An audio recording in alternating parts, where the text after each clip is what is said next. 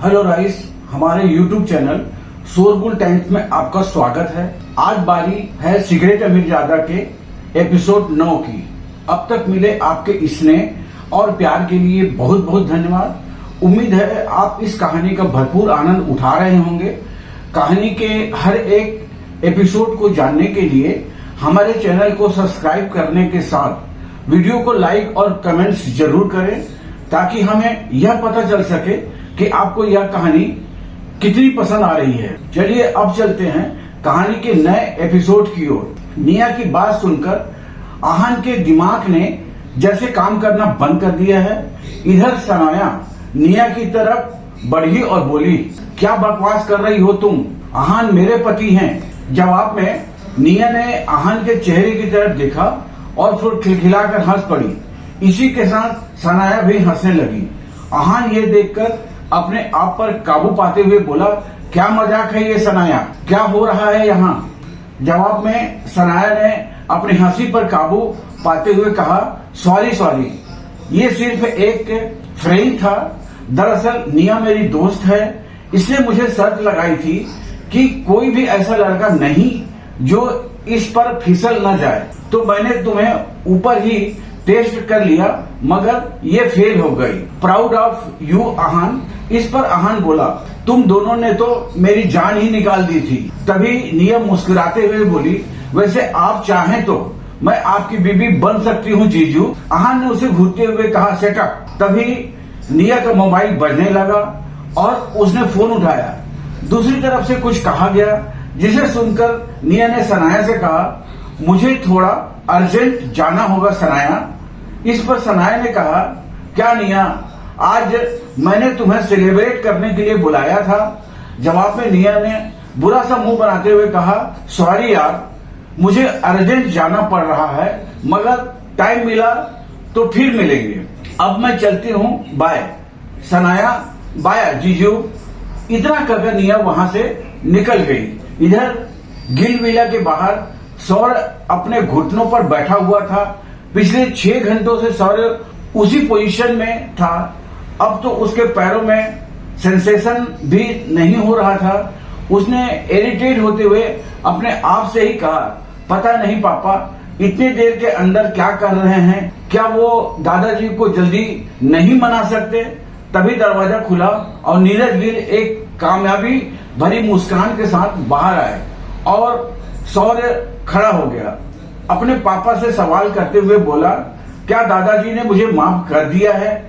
नीरज गिल ने हाँ में सर हिलाते हुए कहा, हाँ, लेकिन मैं तुमसे अभी भी गुस्सा हूँ। तुम्हें अपने दादाजी की लिमिट को क्रॉस नहीं करना चाहिए था। जब पापा ने कहा कि वो सनाया को इंजीनियर्स टीम वापस करना चाहते हैं, तो तुम्हें उनके अगेंस्ट नहीं जाना था। वो हमारे फैमिली के हेड हैं और तुमसे बहुत प्यार भी करते हैं। तुम्हें भी उनकी और उनके डिसीजंस की रिस्पेक्ट करनी चाहिए। अपने पापा की बात सुनकर सौर्य ने कहा, आई एम सॉरी पापा, मैं ख्याल रखूंगा कि अगली बार से ऐसा ना हो। सौर्य ने बहुत ही ईमानदारी से माफी मांगी। फिर नीरज ने कहा, सौर्य, प्रोजेक्ट की चिंता तुम मत करो, बस एक बात पर ध्यान रखना, कल सुबह तुम्हारे दादाजी मनाली जा रहे हैं। उनके निकलने से पहले हमें उनसे मिलने जाना है। सौर्य अपने पापा की कही बात से पीछे का मतलब समझ गया। दूसरी तरफ आहान और सनाया के घर में सनाया को अकेले अपने कमरे में नींद ही नहीं आ रही थी। वो बार बार आहान के बारे में सोच रही थी। कुछ सोचकर वो आहान के कमरे की तरफ बढ़ गई। आहान जैसे ही दरवाजा खोला, सामने सनाया खड़ी थी। सनाया ने एक नॉर्मल सी नाइटी पहनी हुई थी। पिंक कलर की बनी उस सिल्क की नाइटी से सनाया की कोरी बॉडी कोई भी आसानी से देख सकता था।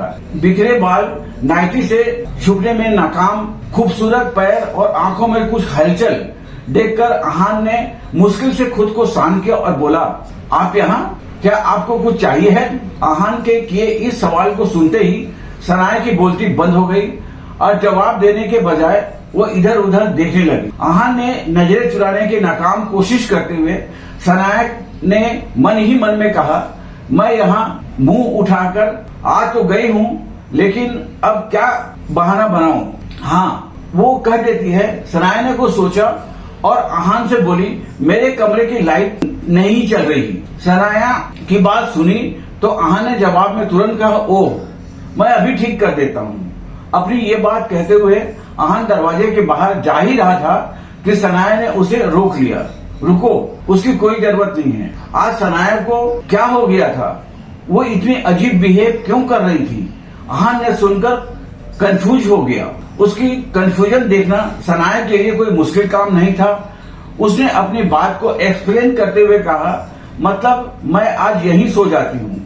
आहान ने ये बात सुनी तो बहुत ही नॉर्मल रिएक्ट करते हुए बोला, ठीक है, आप यहाँ मेरे रूम में सो जाइए, मैं आपके कमरे में चला जाता हूँ। आहान का जवाब जानकर सनाया दंग रह गई। क्या इसे मेरी बात के पीछे का मतलब समझ में नहीं आ रहा है?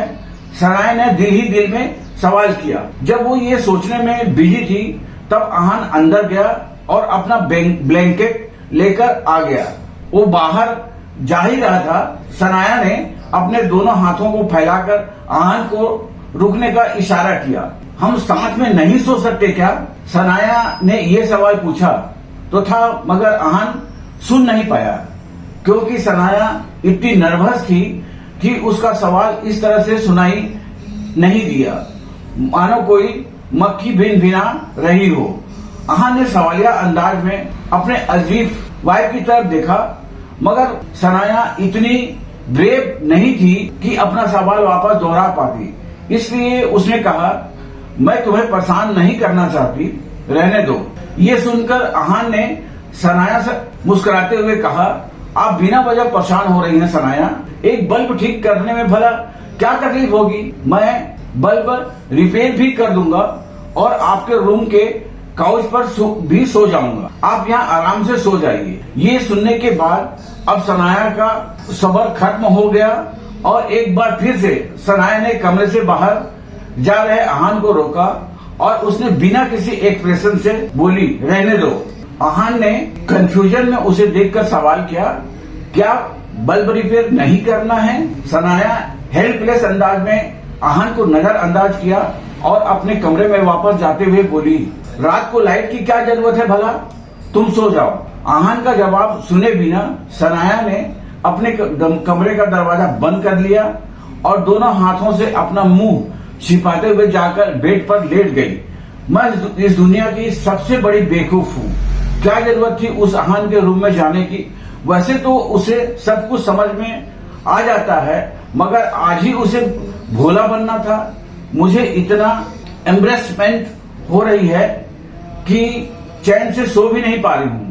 सनाया ने अपने आप से कहा। जल्द ही सुबह हो गई और वे दोनों ऑफिस निकल गए। अपनी नई बाइक पर सनाया को ऑफिस छोड़ने के बाद आहान वहां से निकलने वाला था, लेकिन तभी उसने और सनाया ने एक आवाज सुनी, अरे आहान, आज तुम वो फरारी की स्पोर्ट्स कार में क्यों नहीं आए हो? मुझे तो लगा था अब से सनाया उसी कार से ऑफिस आया करेगी। ये नफरत भरी आवाज किसी और की नहीं, सगुन गिल की थी। उसने अपनी बात इस अंदाज में की कि मानो वो सामने से सनाया और आहान को इंसल्ट करना चाहती थी। सगुन ने अपनी बात को आगे बढ़ाते हुए कहा, एक मिनट, कहीं ऐसा तो नहीं हुआ कि अब आहान के पास महंगी कार को रेंट पर लेने के लिए पैसे ही नहीं है? ये कहते हुए सगुन खुद ही जोर जोर से हंसने लगी। आहान ने हमेशा की तरह इस ताने को भी सुनकर अनसुना कर दिया। वो कार अभी भी आहान के रोजवुड स्प्रिंग वाले बंगला में पार्किंग में खड़ी थी, मगर वो इस बारे में किसी को भी वजाहत देना जरूरी नहीं समझता था। मगर सनाया को अपने दिन की शुरुआत ये बातें सुनकर नहीं करना चाहिए थी। उसने सगुन से बहुत ही नॉर्मल अंदाज में पूछा, सगुन, क्या तुम फिर से धक्के खाकर यहाँ से जाना पसंद करोगी? मुझे अच्छे से याद है जब मैंने तुम्हें और सौरभ को घर से बाहर निकाला था। सनाया ने इस सवाल के साथ सगुन की हंसी बंद हो गई और उसके चेहरे का रंग ही उड़ गया। सनाया ने डायरेक्टली सगुन की दुखती नस को पकड़ लिया था और इतना ही नहीं, सगुन को उस दिन का नजारा याद दिला दिया था। मगर एक बार फिर से उसे कुछ याद आया और शगुन ने सनाया से क्या तुम स्प्रिंग कॉर्पोरेशन वाली डील की वजह से हवा में इतनी ऊंची उड़ रही हो ना, क्या तुम्हें पता नहीं है कि दादाजी ने तुम्हें इस प्रोजेक्ट से निकाल दिया है। शगुन की कही ये बात सुनकर सनाया दंग रह गई। ऐसा कैसे हो सकता है? कल ही तो सनाया ने ये डील जीतकर आनंद गिल को खुश किया था और आज एकदम से उसे एक प्रोजेक्ट से निकाल दिया गया। आहन ने जब ये सुना तो उसे ज्यादा हैरानी नहीं हुई। मैंने इस बात की उम्मीद पहले ही कर ली थी। सनाया के दादाजी को मनाने के लिए सौर्य और नीरज गिल किसी भी हद तक जा सकते हैं। आहन ने मन ही मन में कहा। सनाया के दिल में चल रही हलचल उसके चेहरे से साफ नजर आई थी। बेवकूफ, तुम कुछ ज्यादा ही सपने देखती हो सनाया। ग्रो अप नाउ, शगुन ने एक अजीब सी हंसी के साथ कहा। इस सब का क्या मतलब है? दादाजी कहाँ हैं? मुझे उनसे बात करनी है अभी। सनाया ने इम्पल्सिव होते हुए कहा। वो तो मनाली गए हैं, कह रहे थे कि अब उन्हें आराम करने की जरूरत है। सनाया के सवाल का ये जवाब शगुन ने नहीं, सौर ने दिया था। सनाया के पीछे मुड़कर देखा तो सौर बहुत ही अकड़ में खड़ा था। उसने अपनी बात को आगे बढ़ाते हुए कहा, और हाँ, जाने से पहले दादाजी ने स्प्रिंग कॉर्पोरेशन वाला प्रोजेक्ट मुझे दे दिया है। अब तुम्हें भी घर जाकर आराम करना चाहिए। ये सुनकर सनाया गुस्सा हो गई। उसने सौर से सवाल करते हुए कहा, दादाजी ने किस बुनियाद पर उन्हें प्रोजेक्ट दे दिया? सनाया के इस सवाल को सुनकर सौर उसे चिढ़ाने के इरादे से हंसने लगा। किस बुनियाद पर? अच्छा सवाल है। अगर तुम भूल गई हो तो मैं तुम्हें याद दिला देता हूँ सनाया। मैं सौर गिल खानदान का वारिस हूँ, इकलौता वारिस। आगे जाकर ये बिजनेस, ये खानदान, ये सब कुछ मेरे इशारे पर चलने वाला है। इस ही बुनियाद पर ये प्रोजेक्ट मुझे मिला है।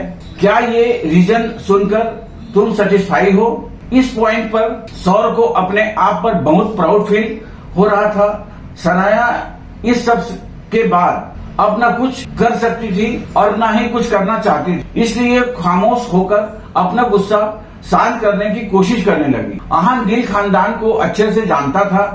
सौर बस कुछ मीठी बातों से आनंद गिल को खुश कर सकता था और कोई भी डिसीजन बदल सकता था, इसलिए आहन को कोई हैरानी नहीं हुई थी। कुछ लोग बहुत घमंडी होते हैं, अपने अलावा उन्हें और कुछ दिखाई ही नहीं देता। उन्हें लगता है कि हर्ष मेहरा जैसे बिग शॉट लोगों के साथ सोने के बाद उनके सारे प्रॉब्लम सॉल्व हो जाएंगे, लेकिन किसी 5 स्टार होटल के बिस्तर में और असल दुनिया में बहुत फर्क है। शगुन ने बीच में ही मुंह मारते हुए सनाया पर इनडायरेक्टली तंज कस दिया। जैसे ही सौर्य ने यह बात सुनी तो टेढ़ी स्माइल के साथ मुस्कुराने लगा। अपनी बात पूरी करने के बाद शगुन को एहसास हुआ कि आहन अभी भी वहीं खड़ा था और उसके शैतानी दिमाग में एक नई साजिश तैयार हो गई। उसने सोचा कि अब जब सनाया को ये निकम्मा पति भी यहाँ मौजूद था तो क्यों न उसे भी इस सब में घसीट लिया जाए। इसलिए शगुन ने आहन की तरफ देखकर उससे पूछा, आहन, क्या तुम नहीं जानते कल तुम्हारी खूबसूरत बीबी ने हर्ष मेहरा के साथ स्प्रिंग कॉर्पोरेशन में किस तरह डील फाइनल की है? ये सुनने के बाद क्या होगा आहन का रिएक्शन? क्या आहन और सनाया में गलतफहमी पैदा होने वाली है? सनाया कैसे आहन को महसूस का सबूत देगी? बस आज के लिए इतना ही। इसके साथ ही कहानी का यह एपिसोड भी समाप्त होता है। आज तक के लिए इतना ही। कल फिर मिलेंगे अपने नए एपिसोड के साथ। नमस्कार, धन्यवाद।